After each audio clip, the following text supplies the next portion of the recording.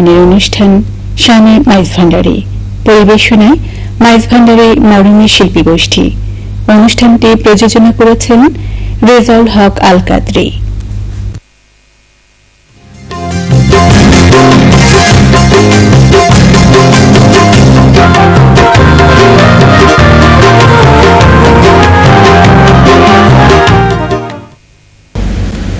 সুপ্রিয় দর্শক মন্ডলী, আসসালামু আলাইকুম।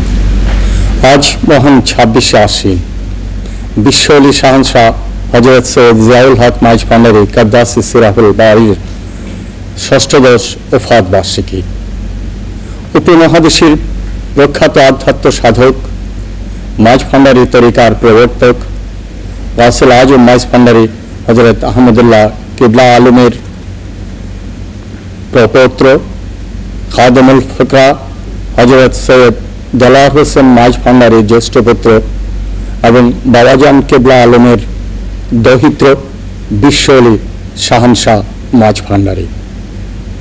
মাইজ ভান্ডারি তরিকার প্রখর জ্যোতিষ্ক জীবনের প্রতিটি ক্ষেত্রে, প্রতিটি পদে নিজেকে আল্লাহর রাহে নিবেদিত করে তিনি আল্লাহর কাছে ফিরে গেছেন।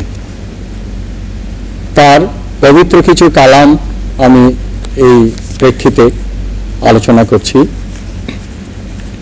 আমাকে বুঝতে হলে কোরআন দেখো, হালাল খাও, নামাজ পড়ো, আল্লাহ আল্লাহ জিকির করো, আমার দরবার প্রাচ্যের বাইতুল মুকাদ্দাস। এই তিনটি কালাম তার সম্পর্কে আমাদেরকে পরিষ্কার একটা ধারণা দেয়।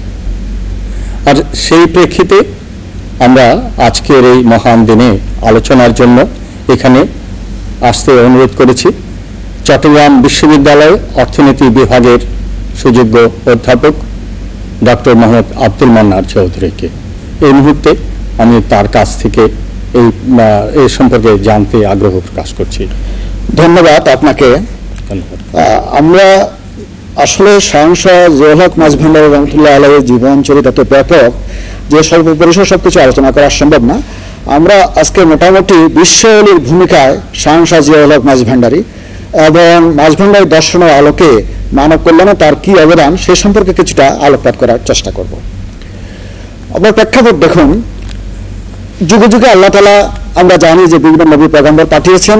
যখন মানুষ বিভিন্ন রকমের কুসংস্কার গোঁড়ামিতে পরিপূর্ণ হয়ে যেত এবং মানুষকে পথের দিশা দেওয়ার জন্য আল্লাহর একত্ববাদ প্রচারের জন্য সমস্ত নবী রাসূলকে পাঠাতেন। এবং রাসূল করিম সাল্লাল্লাহু আলাইহি ইসলামের প্রেরণার মধ্য দিয়ে এই প্রেরণ প্রক্রিয়া বন্ধ হয়ে যায় এবং রাসূল করিম সাল্লাল্লাহু আলাইহি ইসলাম আখির নবী হিসেবে সাব্যস্ত হন।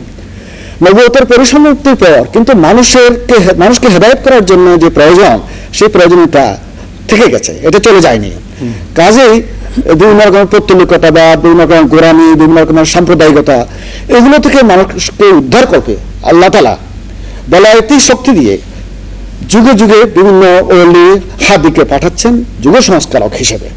এইভাবে আমরা দেখি যুগের ক্রান্তি লগ্নে হযরত বরফির গাউসুল আজম মাইজ ভান্ডারি, হযরত গাউসুল আজম আব্দুল কাদের জিলানী রহমতুল্লাহ আলাইহি, হযরত খাজা বাবা রহমতুল্লাহ আলাইহি, খান জাহানুর রহমতুল্লাহ আলাইহি, শাহ মখদুম রহমতুল্লাহ আলাইহি এবং হযরত গাউসুল আজম মাওলানা শাহ আহমদুল্লাহ মাইজ ভান্ডারি রহমতুল্লাহর মতো মহান যুগ সংস্কারে বলে আবির্ভাব। হযরত বরফির রহমতুল্লাহ আলাইহির তিরোধানের পর এক বিরাট সংকট সৃষ্টি হয় ইসলামী হুকুমতে। ইসলামী হুকুমত বিলুপ্ত হয় বিভিন্ন জায়গায় উপনিবেশ সৃষ্টি হয় ব্রিটিশদের, এবং তখন বিভিন্ন রকমের নৈতিক অধঃপতন চূড়ান্ত আকার ধারণ করে। মানুষকে জটিলতা থেকে মুক্তির জন্য হযরত গাউসুল আজম মাইজ ভান্ডারি মানুষের মুক্তি সমাজ হিসেবে মাইজ ভান্ডারি দর্শন প্রবর্তন করেন, যার মূল কথা হলো বিচার সাম্য, সাম্প্রদায়িকতা পরিহার করতে হবে, বিশ্ব শান্তি প্রতিষ্ঠা করতে হবে, মানুষের সম্প্রীতি সৃষ্টি করতে হবে, মানুষের দেহ মন আত্মার শুদ্ধাচার অনুশীলন করতে হবে। এই জন্য তিনি শরীয়ত তরিকত হাকিকাত মারফত এবং কাদিরিয়া তরিকার সাথে সমন্বয় সাধন করে মাইজ ভান্ডারি দর্শনের প্রবর্তন করেন। এবং পরবর্তীকালে তারই যোগ্য উত্তরসূরি কুতুবুল আকতাব হযরত গোলাম রহমান বাবা ভান্ডারি রহমতুল্লাহ আলাইহি, ওসি গাউসুল আজম হযরত দেলাওয়ার হোসেন মাইজ ভান্ডারি রহমতুল্লাহ আলাইহি এবং বেলায়েতের অন্যতম সম্রাট শাহনশাহ জিয়াউল হক মাইজ ভান্ডারি রহমতুল্লাহ আলাইহি এই মাইজ ভান্ডারি দর্শনের পরিপূর্ণ বিকাশ সাধন করেন। হযরত শাহনশাহ জিয়াউল হক মাইজ ভান্ডারি 10 পৌষ 1335 বাংলা, 12 রজব 1347 হিজরি মোতাবেক 25 ডিসেম্বর 1928 ইংরেজি মঙ্গলবার সুবহ সাদেকের সময় মাঝভান্ডার দরবার শরীফে জন্মগ্রহণ করেন। তার কাছে হযরত গাউসুল আজম মাঝভান্ডারী, হযরত বাবা ভান্ডারী এবং ওসি গাউসুল আজম এই তিন মহাপুরুষের রক্তধারার সম্মিলন ঘটেছে। এই জন্য তিনি কঠোর রিয়াজত সাধনার মাধ্যমে এবং এই তিন আধ্যাত্মিক পুরুষের সান্নিধ্য লাভ করার ফলে ফানাফিল্লাহ এবং বাকাবিল্লাহর সর্বশ্রেষ্ঠ মোকামে তিনি অধিষ্ঠিত হন এবং তার এই মহান শান সম্পর্কে, তার মর্যাদা সম্পর্কে বিভিন্ন উলামায়ে কেরাম, বিভিন্ন সমসাময়িক বুদ্ধিজীবী, লেখক, গবেষক সবাই এটা সাক্ষ্য দিয়েছেন এবং এর যথেষ্ট প্রমাণ তার বিভিন্ন কর্মকাণ্ডের মধ্যে আমরা পাই। তাকে বিশ্ব অলি বলে আখ্যায়িত করা হয়, কারণ বিশ্ব অলি তাকেই বলা হয় যার প্রভাব বিশ্বব্যাপী, সমস্ত ঘটনা প্রবাহের উপর যার নিয়ন্ত্রণ থাকে এবং যিনি কোনো সম্প্রদায় ভিত্তিক অলি নন, জাতি ধর্ম বর্ণ নির্বিশেষে সকল মানুষের যিনি কল্যাণকামী। আমরা শাহ জিয়াউল হক মাঝভান্ডারীর মধ্যে এই গুণগুলোর সমাবেশ দেখতে পাই। তিনি মানুষকে মুক্তির দিশায় দেওয়ার জন্য, মানুষকে খোদার দিকে আকৃষ্ট করার জন্য, মানুষের মধ্যে প্রেম মমত্ব জাগিয়ে তোলার জন্য আহ্বান জানিয়েছেন। তার আধ্যাত্মিক নূরের ঝলওয়া দিয়ে মানুষকে আকর্ষণ করেছেন। তার আধ্যাত্মিক প্রভাব এবং পরামর্শ সম্পর্কে এখানে বলে শেষ করা যাবে না। আমি জাস্ট এখানে কয়েকটি কথা বলছি, যেমন ইসরায়েল লেবানন সংঘর্ষ, ইরানের শাহের পতন, বাংলাদেশের স্বাধীনতা সংগ্রাম প্রভৃতি বিভিন্ন জাতীয় আন্তর্জাতিক ঘটনাবলী সম্পর্কে তিনি ইঙ্গিতপূর্ণ ভবিষ্যৎবাণী করেছেন কিংবা রূপক ঘটনা ঘটিয়েছেন। আয়ু বৃদ্ধি, সুখ দুঃখ, বিপদ আপদ তথা মানুষের সকল প্রকার সমস্যার সমাধানে তিনি কথা বলেছেন, রূপক ঘটনা ঘটিয়েছেন, ইঙ্গিত দিয়েছেন বা সমাধান করেছেন। এক কেতলি পানির মাধ্যমে কলেরা রোগ তাড়ানো, মেথরকে নবজীবন দান, ঘূর্ণিঝড়ের গতিরোধ, এক রাতে 2 খাদেম শহীদ হওয়া, ডুবন্ত জাহাজ না ডুবা, প্রায় 100 মাইল তেল ছাড়া পানি দিয়ে তার নির্দেশে ড্রাইভার কর্তৃক গাড়ি চালানো, বিনা অপারেশনে গল ব্লাডার নিরাময়, ভাইব্রোমাইসিন লিকুইড দিয়ে যক্ষারোগ নিরাময় ইত্যাকার বহু কেরামতের কথা জাতি ধর্ম বর্ণ নির্বিশেষে অনীতি গলিতে বিতরিত হয়ে আছে। তাই ভক্ত বলছে, এক নজরে হেরে ঝাড়ে দিলের পর্দা যায় থাক ছিঁড়ে, মুগ্ধা কলব জিন্দা করে নদীর তজল্লায়। তিনি ছিলেন মানব মুক্তির অগ্রদূত, লাঞ্ছিত নিপীড়িত মানবতার জন্য তিনি এক মহান সূর্য, খোদাদার সূর্য। তিনি তার মমতা থেকে জড় প্রাণী থেকে আরম্ভ করে পশু পাখি জন্য জীব জন্তু কেউ বাদ যায়নি, এমনকি অস্পৃশ্য মেথ, এমনকি পেঁচাও বাদ যায়নি। সকল প্রতি তিনি বিশ্ব ঐক্যের কথা বলেছেন, আত্মশুদ্ধির কথা বলেছেন, আধ্যাত্মিক মঙ্গলের কথা বলেছেন, বিশ্ব ভ্রাতৃত্বের কথা বলেছেন। তিনি সর্বদা দেশের মঙ্গল কামনা করেছেন, মানুষকে বিভিন্ন উন্নয়নমূলক কর্মকাণ্ডে উপদেশ দিয়েছেন। তিনি মানুষকে হালাল উপার্জনের কথা বলেছেন, নামাজ কায়েম করার কথা বলেছেন, দুস্থ মানবতার সেবার কথা বলেছেন, সহযোগিতা সহমর্মিতার কথা বলেছেন। তিনি নিজ আস্তানায় বিভিন্ন সংগ্রহের মাধ্যমে একটি সায়েন্টিফিক মিউজিয়ামও গড়ে তুলেছিলেন। তার কয়েকটি বাণী আমি এই প্রসঙ্গে উল্লেখ করতে চাই, 2-1টা আপনি বলেছেন, তারপরে আমি আবার বলছি, কারণ এগুলো বিখ্যাত উক্তি। হালাল খাও, নামাজ পড়ো, আল্লাহ আল্লাহ জিকির করো, সব সমস্যা মিটে যাবে। আমাকে বুঝতে হলে কোরআন দেখো, কারণ কোরআনে হচ্ছে সকল সমস্যার সমাধান এবং সকল প্রকার রহস্য, খোদার যে সমস্ত রহস্য আছে, জ্ঞান আছে, তার উৎস। ধন্যবাদ ডক্টর আব্দুল মান্নান চৌধুরী আপনার সুন্দর আলোচনার জন্য। আমরা এখন মাঝভান্ডারী গানের অংশে ফিরে যাচ্ছি। মাঝভান্ডারী গান মূলত গান নয়, ইবাদত। মাঝভান্ডারী গান মূলত গান নয়, স্রষ্টার কাছে সৃষ্টির আকুতি। আমরা পরপর 2টি গান শুনব, তারপরেই আমরা আপনাদের কাছ থেকে বিদায় নেব।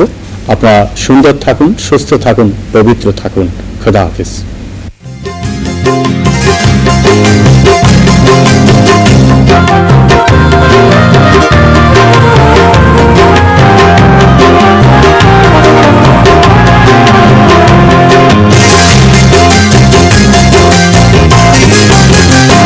তোরা আয় রে আয়, ফুলের মধু লুটি বারে আয়। তোরা আয় রে আয়, ফুলের মধু লুটি বারে আয়।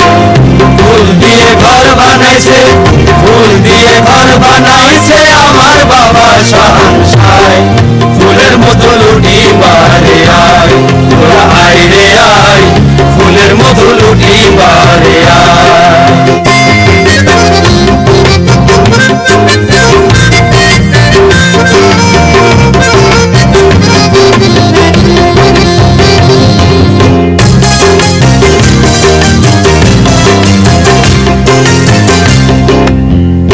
ফুলেরও নিচে যাবি, রহমতের ছায়া পাবি।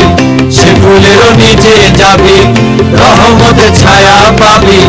মনের আশা মিটিবে তোর, মনের আশা মিটিবে তোর, কবর রূপের পানি খাই। ফুলের মধু লুটি বারে আয়। তোরা আয় রে আয়, ফুলের মধু লুটি বারে আয়।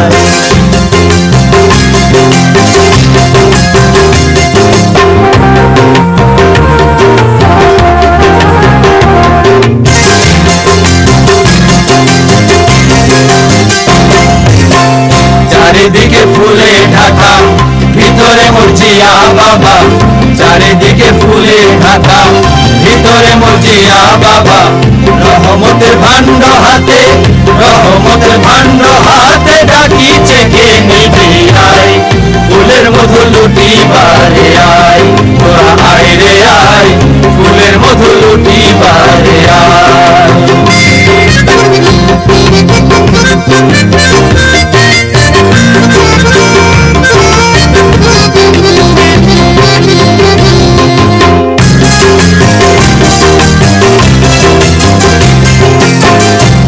বাবার ফুল শয়ন নিজামের পাগল মন, দেখে বাবার ফুল শয়ন নিজামের পাগল মন। ফুলের মধু নিতে সদা, ফুলের মধু নিতে সদা আর মনে ঘুরে বেড়ায়, ফুলের মধু লুটি বারে আয়, তোরা আয় রে আয়, ফুলের মধু লুটি বারে আয়। ফুল দিয়ে ঘর বানাইছে, ফুল দিয়ে ঘর বানাইছে আমার বাবা শাহানশাহ, ফুলের মধু লুটি বারে আয়, তোরা আয় রে আয়, ফুলের মধু লুটি বারে আয়, তোরা আয় রে আয়, ফুলের মধু লুটি বারে আয়, তোরা আয় রে আয়, ফুলের মধু লুটি বারে আয়।